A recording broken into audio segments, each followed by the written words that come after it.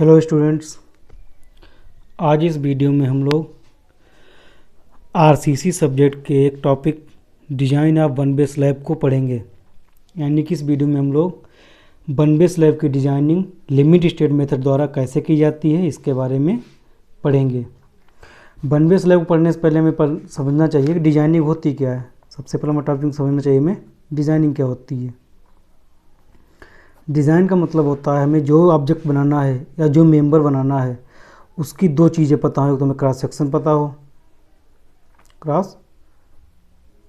पता हो, और दूसरा में पता हो रेनफोर्समेंट।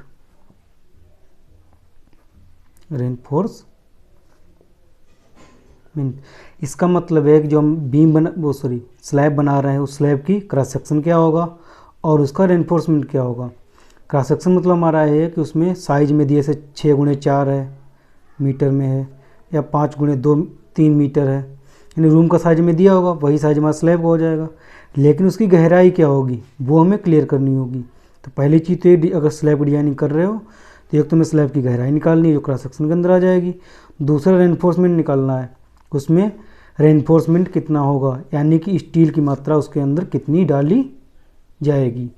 क्लियर रहेगा कि डिजाइनिंग में हमें दो चीज़ निकालनी है, स्लैब की गहराई और उसके अंदर स्टील की मात्रा। अगले टॉपिक में हम लोग आते हैं कि हम जब स्लैब पढ़ रहे हैं तो पता होना चाहिए जो स्लैब होती है वो कितने टाइप की होती है। तो स्लैब होती है दो टाइप की, एक होती है वन वे स्लैब और दूसरी होती है टू वे स्लैब। इन दोनों में अंतर होता है कि मान लो अगर किसी रूम का, हमारा रूम कोई इस टाइप से है, इस तरीके से, ये मान लो इसकी लंबाई है L, इसकी चौड़ाई है B। तो जो L और B का अनुपात होता है, अगर ये 2 से बड़ा है, 2 से अनुपात हमारा बड़ा है तो वहाँ होगी वन वे स्लैब। और अगर यही अनुपात L और B छोटा है या बराबर है 2 से तो हमारी होगी वहाँ पर टू वे स्लैब। कहने मतलब हम लोग एक लाइन में समझ सकते हैं कि अगर लंबाई चौड़ाई से 2 गुने से ज़्यादा है तो वन वे स्लैब बनेगी। अगर वहाँ पर हमारी लंबाई उसके 2 गुने के बराबर है या 2 गुने से कम है तो वहाँ पर हमेशा टू वे स्लैब की डिजाइनिंग की जाएगी। क्लियर रहेगा।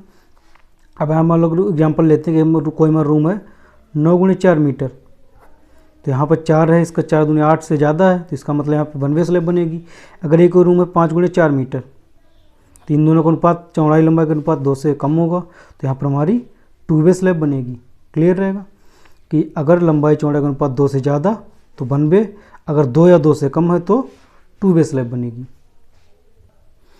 यहाँ पर एक क्वेश्चन दिया गया है कि एक 9x4 मीटर के कमरे के लिए आरसीसी स्लैब का विकल्पन कीजिए, डिजाइन कीजिए, जिसके ऊपर 2 किलोन्यूटन पर मीटर स्क्वायर का चल भार आ रहा है, यानी लाइव लोड आ रहा है। इसमें और दिया गया कंक्रीट का ग्रेड M20 दिया गया है और स्टील का ग्रेड Fe415 दिया गया है। हमें जो इसका डिज़ाइन करना है वो LSM से करना है, यानी कि लिमिट स्टेट मेथड से करना है। क्लियर रहेगा। तो हम लोग इसमें आगे बढ़ते हैं क्वेश्चन में। सबसे पहला काम डिजाइनिंग के जो हमारे स्टेप, डिजाइनिंग टोटल 3 स्टेप होते हैं। सबसे पहला होता है लोड कैलकुलेशन,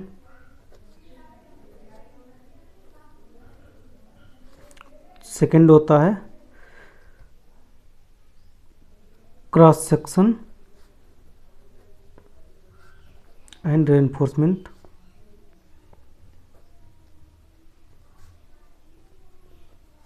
का ज्ञात करना,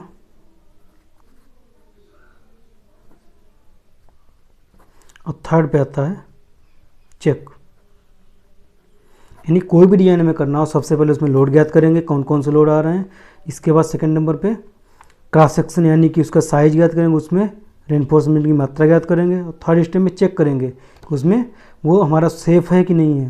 जैसे लोड में कैलकुलेशन में आते हैं तो हमारे 2 होते हैं, एक तो होता है लाइव लोड जो क्वेश्चन में दिया होता है यानी कि चल भार है, और सेकंड होता है डेड लोड जो मेंबर का स्वयं का भार होता है। जैसे अगर स्लैब है तो स्लैब का स्वयं का भार होगा। क्रॉस सेक्शन में हमें पता है कि स्लैब के लिए तो हमें डी निकालना है गहराई, और सेकंड निकालना है स्टील की मात्रा, स्टील की मात्रा, यानी उसमें रेनफोर्समेंट कितना डाला जाएगा। और चेक में टोटल 3 चेक होते हैं। एक होता है न्यूनतम प्रबलन इस्पात, यानी मिनिमम रेनफोर्समेंट चेक करना है उतना प्रोवाइड है कि नहीं है। सेकंड पे आता है चेक इन शियर, यानी कि कर्तन में सुरक्षित है कि नहीं है। थर्ड में आता है चेक इन बॉन्ड, बॉन्ड में यानी अभिलाग में हमारा जो कोई भी मेंबर है वो सुरक्षित है कि नहीं है। तो वही में स्लैब के लिए करना है कि पहले लोड ज्ञात करना है, फिर उसके आधार पर गहराई और स्टील ज्ञात कर लेनी है। थर्ड में उसको चेक कर लेना है कि मिनिमम रेनफोर्समेंट है कि नहीं है, शेयर में सेफ है कि नहीं है, बॉन्ड में सेफ है कि नहीं है। वैसे नॉर्मली जो स्लैब होती है वो शेयर और बॉन्ड में सेफ होती ही है, तो चाहे हम अगर ये चेक करें, इनको छोड़ भी दें, तब भी कोई दिक्कत नहीं होगी। अब हम लोग अपने क्वेश्चन बढ़ते हैं सबसे आगे कि सबसे पहली चीज़ हमारी लोड कैलकुलेशन में पता है, डिजाइनिंग सबसे पहले क्या करेंगे, लोड कैलकुलेशन।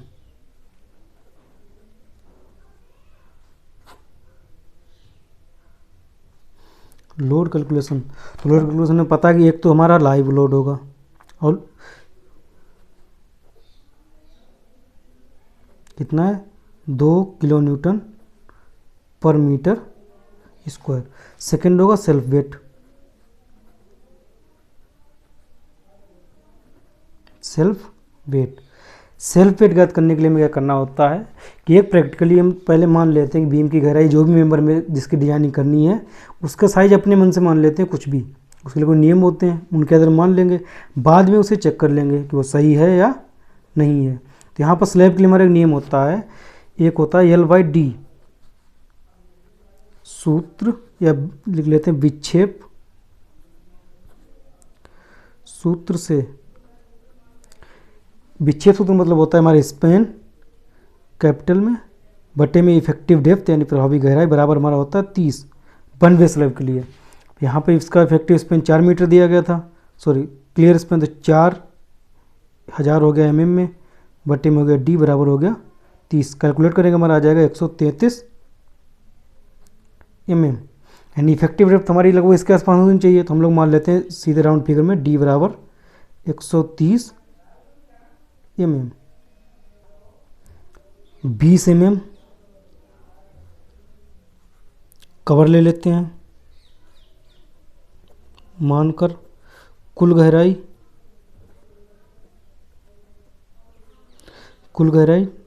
कैपिटल D बराबर हो गया 130 प्लस 20 बराबर 150 mm, यानी जो हमारी स्लैब होगी वहाँ पे हमने मानिए 15 सेंटीमीटर गहरी हो जाएगी, यानी 150 mm की। अब हमें टोटल वेट निकालना है, सॉरी गहराई निकालने में हमें वेट निकालना है। तो वेट के लिए फार्मूला पता होता है, वेट हो जाएगा या सेल्फ वेट। अब वेट यहाँ पर किलो न्यूटन पर मीटर स्क्वायर में दिया है, तो हम लोग क्या करेंगे, लंबाई एक मानेंगे, चौड़ाई एक मानेंगे, गहराई ये रखेंगे, साथ में जो घनत्व होगा यानी 25 किलोमीटर पर मीटर स्क्वायर से गुणा कर देंगे। 1 गुणे 1, लंबाई गुणे चौड़ाई एक रहेगी क्योंकि पर मीटर स्क्वायर में, गुणे गहराई 0.15 मीटर में रखेंगे, और गुणे डेंसिटी कंक्रीट हो जाएगी 25। हम लोग निकाल लेंगे कितना आएगा 3.75 किलो न्यूटन पर मीटर स्क्वायर। टोटल वेट हो जाएगा, टोटल भार जो हमारा हो जाएगा वो हो जाएगा live load plus self load, यानी कि जो लोड आ रहा है जो उसका खुद का भार है। तो सीधे ये चीज़ हो जाएगी बराबर आ जाएगा, लाइव लोड था 2 प्लस 3.75 यानी हो जाएगा 5.75 किलो न्यूटन पर मीटर स्क्वायर। ये पर मीटर स्क्वायर में अगर इसे हम लोग लेंथ में मानेंगे, पर मीटर के हिसाब से मानेंगे, पर मीटर में मानेंगे, अगर पर रनिंग मीटर में कि 1 मीटर लंबाई में कितना है, तो हमारा हो जाएगा 5.75 किलो न्यूटन प्रति मीटर। जब हम लोग चौड़ाई 1 मीटर के हिसाब से मान के चलेंगे तब। अब इसके बाद यहाँ पे हमारा ये लोड आ गया, ये तो फिक्स लोड है, जो मतलब इसका सेल्फ वेट और लाइव लोड जोड़ के आया है। हम लोग जो मानते हैं लिमिट स्टेट में तो उसमें फैक्टर ऑफ सेफ्टी लेते हैं, तो partial factor of safety, partial factor of safety 1.5 लेने पर डिज़ाइन लोड, यानी जिस लोड के लिए डिज़ाइन किया जाएगा वो हो जाएगा 1.5 गुणे 5.75 बराबर आ जाएगा 8.625 किलो न्यूटन प्रति मीटर। क्लियर रहेगा। अब इसी भार से हमें बेंडिंग मोमेंट निकालना है, तो बेंडिंग मोमेंट निकालने के लिए पहले हमें पता होना चाहिए एल यानी इफेक्टिव स्पैन कितना होगा हमें पता होना चाहिए। इफेक्टिव स्पैन निकालने के लिए हमें चाहिए होता है एल प्लस डी यानी clear span plus effective depth कितना दिया गया 4 मीटर दिया गया प्लस 0.13 इफेक्टिव डेप्थ दी गई, तो हमारा हो जाएगा 4.13 मीटर। इससे हम लोग एम आर निकाल लेंगे, बेंडिंग मोमेंट, जो मोमेंट नमन आगुण आएगा इसके ऊपर बेंडिंग मोमेंट आ जाएगा WL²/8 यानी 8.625 गुणे 4.13 का स्क्वायर अपॉन 8 निकाल लेंगे इससे, तो आ जाएगा 18.39 किलो न्यूटन मीटर। सीधे हो जाएगा 18.39 गुणे 10⁻6 न्यूटन और mm 18.36 न्यूटन mm। क्लियर रहेगा। यहाँ से फर्स्ट स्टेप कंप्लीट हो गया कि एम आर बराबर आ गया है 18.39 इंटू 10⁻6 न्यूटन mm। अब हम लोग सेकेंड स्टेप में आएंगे जहाँ से हमको गहराई निकालनी है। तो गहराई के लिए सबसे पहला काम हमारा होगा, फार्मूला में पता होता है कि Fe 415 के लिए mu लिमिट होता है 0.138 VD² FC के, क्योंकि हम लोग डिजाइन कर रहे हैं, तो जो हमारा mu लिमिट होगा फॉर अंडर एंड फोर्स या अंडर या बैलेंस में दोनों में हो जाएगा हमारा mu लिमिट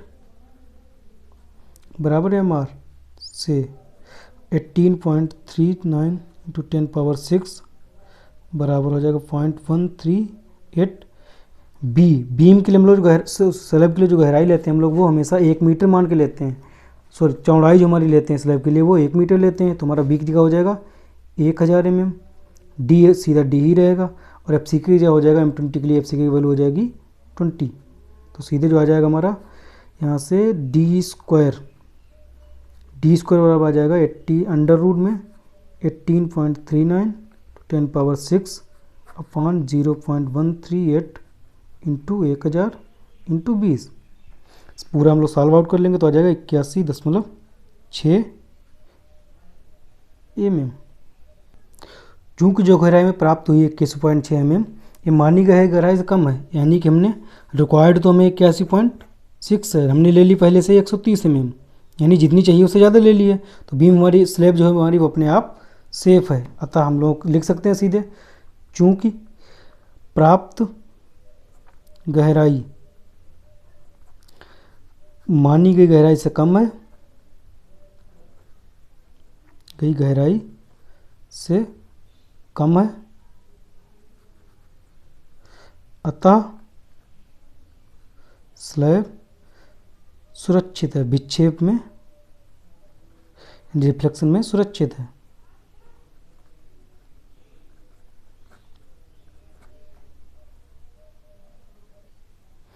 अब हम लोगों की जो गहराई हमने मानी थी, गहराई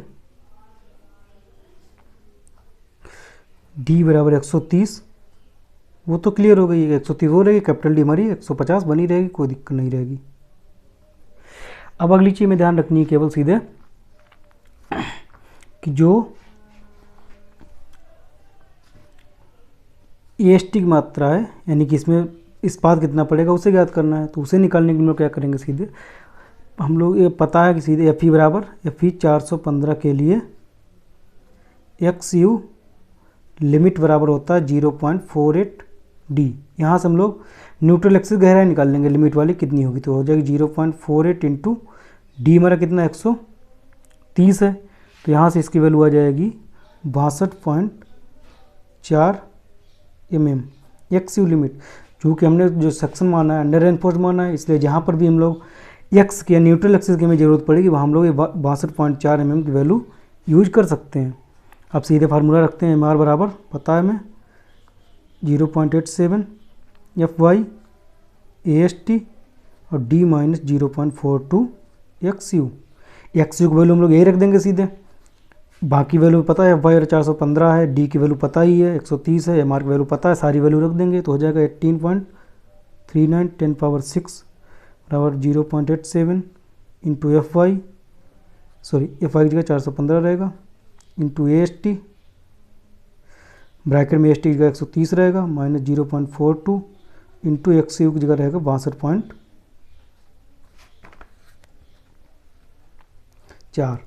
क्लियर रहेगा। इस पूरे को हम लोग सॉल्व कर लेंगे, जो हमारी वैल्यू आएगी वो सीधे वैल्यू आएगी ए एस टी बराबर यहाँ से 490 mm स्क्वायर। यहाँ से हमको ए एस टी की वैल्यू प्राप्त हो गई। अब हम लोग सीधे मान लेंगे जो हमारी माना क्षण का व्यास, माना प्रयुक्त क्षण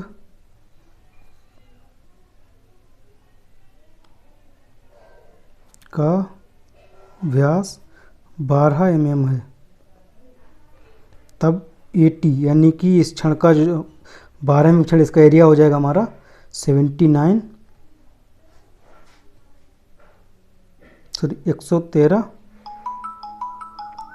mm स्क्वायर। अतः क्षणों का अंतराल, यही अंतर है कि हम लोग जब बीम में निकालते हैं तो हमें क्षणों की संख्या निकालनी होती है, यहाँ पर क्षणों का अंतराल निकालना होता है क्योंकि चौड़ाई में पता नहीं होती, ज़्यादा होती है। तो सीधे हम लोग निकाल लेंगे, हमारे जाएगा AT/AST इंटू जो चौड़ाई होती है कितनी 1000, सीधे आ जाएगा यहाँ से 113/490 इंटू 1000 आ गया है 230 mm। अब इसके लिए दो कंडीशन और होती हैं, जो वैल्यू हमारी यहाँ पर ऐसा आएगी वो 3D और 300 mm, टोटल 3 वैल्यू होंगी 3D 300 और जो यहाँ पे आई है, तीनों में जो मिनिमम होगी वो स्पेसिंग ली जाएगी। 3D निकालेंगे 3 × 130 तो हो जाएगी, और 300 जो ऊपर से चल रही है तो हो जाएगी 390 और 300 और जो यहाँ पर आई है 230, इन तीनों में जो मिनिमम होगी वो ली जाएगी। तो यहाँ से हम लोग सीधे ले लेंगे एस बराबर हो जाएगा, अतः एस बराबर 230 mm, यानी कि जो 12 mm की छड़ें होंगी मेन प्रॉब्लम में 12 mm वाली जो छड़ें होंगी वो 230 mm सेंटर टू सेंटर पर यूज की जाएंगी। ये तो मेन रेनफोर्समेंट निकलेगा 12 mm व्यास और 230 mm centre to centre spacing. अब हम लोग निकाल लेंगे, अतः वितरण इस्पात यानी डिस्ट्रीब्यूशन रेनफोर्समेंट कितना हो जाएगा, एपी 415 के लिए होता है 0.12% ऑफ क्रॉस सेक्शन, यानी जो क्रॉस सेक्शन स्लैब का है उसका 0.12%। सीधे निकाल लेंगे ASD यानी वितरण इस्पात डिस्ट्रीब्यूशन रेनफोर्समेंट 0.12, क्रॉस सेक्शन कितना हो जाएगा BD यानी कि 1000, चौड़ाई गहराई हो जाएगी 150 टोटल और बट्टे में 100, सीधे निकाल लेंगे आ जाएगा 180 mm स्क्वायर। सेम भाई हमें एरिया आ गया, हमें स्पेसिंग निकालनी है तो मान लेंगे माना प्रयुक्त क्षण का व्यास 10 mm है, तब AT यानी कि इसका जो एरिया हो जाएगा वो एरिया हो जाएगा 79 mm स्क्वायर।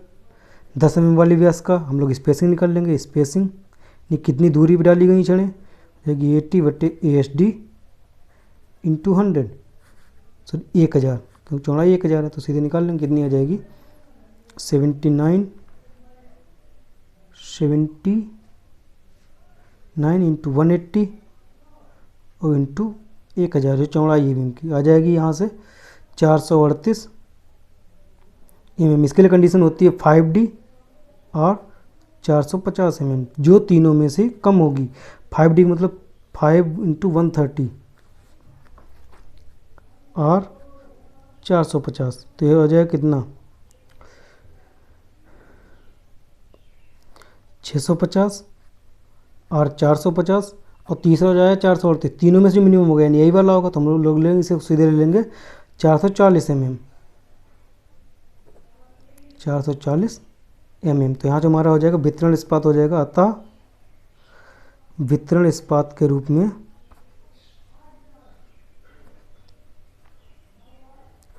रूप में 10 mm व्यास की छड़ें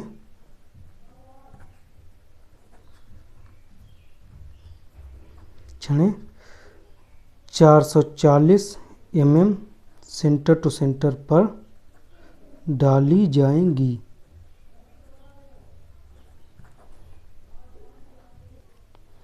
यहाँ से हमारे 2 स्टेप कंप्लीट हो चुके हैं।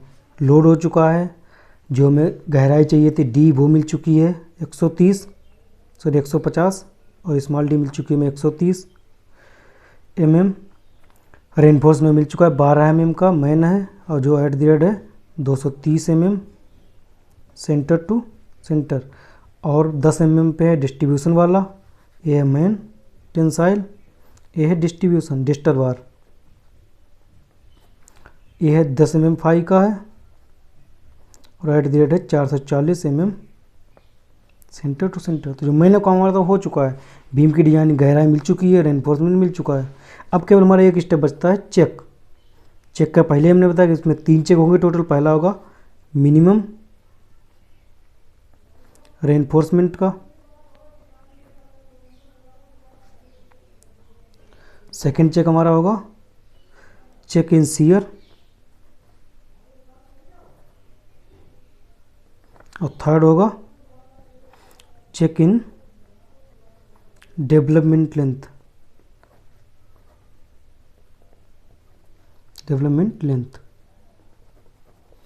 और इसी को हम लोग कहते हैं चेक इन बॉन्ड। इसी को समझ सकते हैं चेक इन बॉन्ड, अभिलाग में चेक करना सही है कि नहीं है। तो सबसे पहले वाला हम चेक कर लेते हैं मिनिमम रेनफोर्समेंट वाला, मिनिमम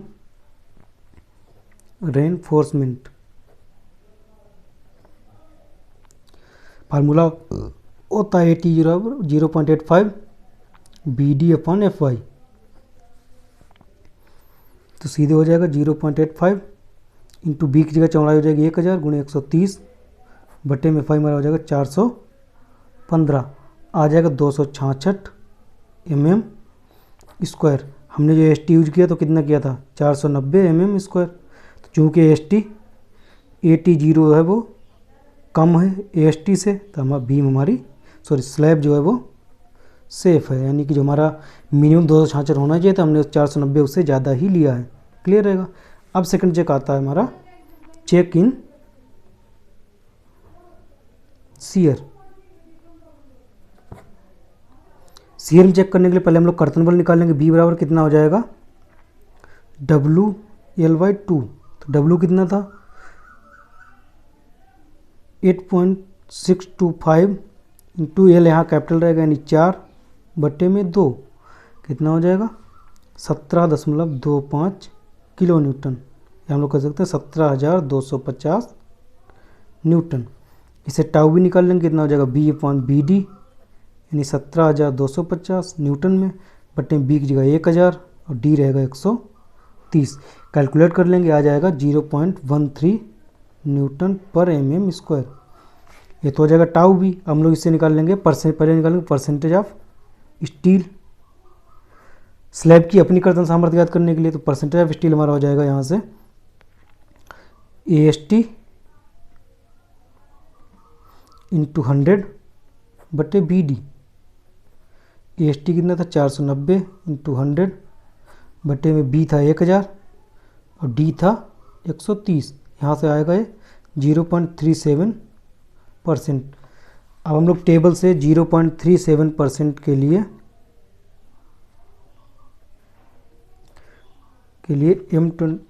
M20 की टेबल से कर्तन सामर्थ्य, यानी जो स्लैब है हमारी कंक्रीट पड़ी हुई है उसकी अपनी जो कर्तन सामर्थ्य टाउ सी है वो ज्ञात करेंगे। वो आती है हमारी 0.40 न्यूटन पर mm स्क्वायर।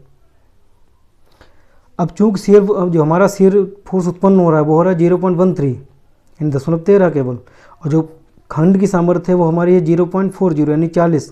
तो 13 आ रहा है लोड, 40 पहले से ही है, तो इसका मतलब उससे ज़्यादा है, तो हमारे यहाँ पर क्या है, सेफ है। यहाँ सीधे एक लाइन लिखेंगे, चूँकि जो टाउ सी है खंड की सामर्थ्य बड़ी है टाउ बी से, इस 13 से, अतः हम स्लैब शियर में सेफ है। क्लियर है। अब केवल एक चेक बचता है, check in bond and development length में, तो हम लोग सीधे निकालते हैं LD बराबर 0.87 FY into 5 upon 4 tau BD, जहाँ पर हमारा टाउ BD हो जाएगा इसके लिए दिया गया है कितना होता है 1.92 न्यूटन पर mm²।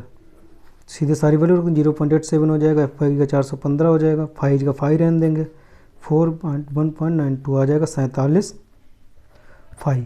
LD के लिए और फार्मूला होता है, LD बराबर होता है हमारा 1.3 M1 upon B plus L0। यहाँ M1 है नमन आगुण V शेयर फोर्स है, L0 के लिए वैल्यू निकालनी होती है, L0 बराबर होता है हमारा 12 फाई या D, जो अधिक यानी मैक्सिमम हो, जो अधिक हो, जो अधिक हो, यहाँ से निकाल लेंगे तो हो जाएगा 12, चूँकि क्षण का व्यास 12 था तो 12 फाई का होगा 12 गुणे 12 या डी की जगह 130 हो जाएगा 144 या 130, जो अधिक होता है यानी यही अधिक तो हमारा L0 हो जाएगा 144। दूसरा आता है B कर्तन बल, कर्तन बल हम पहले से निकाल चुके थे, B बराबर कितना ज्ञात किया था पहले 17,250 न्यूटन। अब केवल बचता है M1।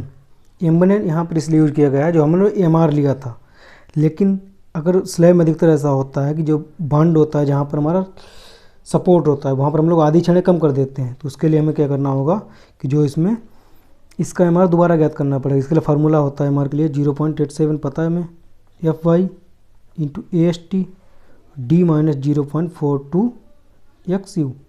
XU का फार्मूला दूसरा होता है, XU बराबर होता है, फार्मूला और होता है XU बराबर 0.87 FY AST बटे 0.36 FCK इंटू B। इस सारी वैल्यू जो हम लोग यहाँ पर रखेंगे तो जो हमारा फार्मूला बन जाता है सीधे सीधे 0.87 FY AST D minus FY AST बटे FCK इंटू B। क्लियर है कि जो हमारा फार्मूला जो हम लोग यहाँ पे XU की वैल्यू वाली रख देंगे तो आ जाएगा 0.87 FY AST D minus 0.FY AST FCK into B। अब यहाँ पर केवल एक चीज़ ध्यान रखनी है कि चूँकि क्षणें आधी कर दी गई से जहाँ पर भी AST की वैल्यू रखी जाएगी वो पहले से आधी रखी जाएगी, तो हम तो सीधे रख देंगे 0.87 FY का 415। अब AST आधी रखी जाएगी 0.5 इंटू 490 जो पहले लिया गया था, D का 130 माइनस FY 415 AST का 0.5 इंटू 490 क्योंकि AST आधा कर दिया जाएगा, FCK 20 और B की जगह 1000। क्लियर रहेगा। सारी वैल्यू में निकालेंगे, आ जाएगा 11 गुणे 10 की घात 6 न्यूटन mm। क्लियर रहेगा। अब सारी वैल्यू हम लोग रख देंगे 47 फाई बराबर जो फार्मूला हमारा था कितना था LD बराबर, LD छोटा है बराबर 1.3 M1 अपॉन B बटे L0 नहीं M1 upon B plus L0, इसमें रख देंगे सारी वैल्यू तो हो जाएगा 1.3, इसकी इधर 47 फाई M1 की जगह 11 गुणे 10 की घात 6, इस B की जगह 17,250 और प्लस हो जाएगा 144। अब इसमें हम लोग कल फाई नहीं पता है, फाई हम लोग सॉल्व कर लेंगे यहाँ से, तो फाई आ जाएगा यहाँ से 20। इसका मतलब है कि फाई का व्यास है तो 20 हो या 20 से कम हो। फाई का हमारा जो क्षण का डाया है प्रयुक्त क्षण का वो 20 से ज़्यादा नहीं होना चाहिए, चूँकि प्रयुक्त क्षण का व्यास कितनी यूज की थी हमने 12 mm, क्षण का व्यास 12 mm है जो इस 20 से कम है, जो 20 से कम है, अतः स्लैब बॉन्ड में सुरक्षित है यानी सेफ है। तो हमारा तीनों चेक होगा यहाँ पर कि बीम मिनिमम रेफरेंस में भी सुरक्षित है, शियर में भी सेफ है, और यहाँ पर अगर क्षण का व्यास जो 20 आया हमने उससे कम का यूज किया है, तो यहाँ पर जो क्षण हमारी है वो बांड में भी सेफ है। अब फाइनली हमको लास्ट में एक लाइन लिख देनी होती है, डिटेल ऑफ स्लैब, स्लैब की डिटेल यानी कि जो कुल गहराई है, जो उसके डायमेंशन है वही लिख देना है और कुछ नहीं करना है। डी बराबर 150 mm, मेन बार यानी मेन टेंसाइल बार वही 12 mm फाई है, और एट द रेट कितना है 230 mm सेंटर टू सेंटर, और डिस्टर बार यानी जो डिस्ट्रीब्यूशन बार निकाली थी बाद में वो है 10 mm phi at the rate 440 mm centre to centre. Clear, total 3 चीज़ें लिखनी है बीम में और कुछ नहीं। टोटल गहराई कितनी है, मेन बार कितनी है, डिस्टर बार कितनी है।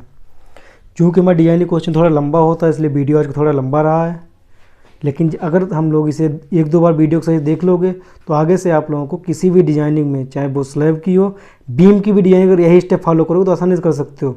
वहाँ केवल अंतर इतना रखना है कि क्षणों का गैप न निकाल के क्षणों की संख्या निकालनी होती है, बस। क्लियर रहेगा? Okay, thanks.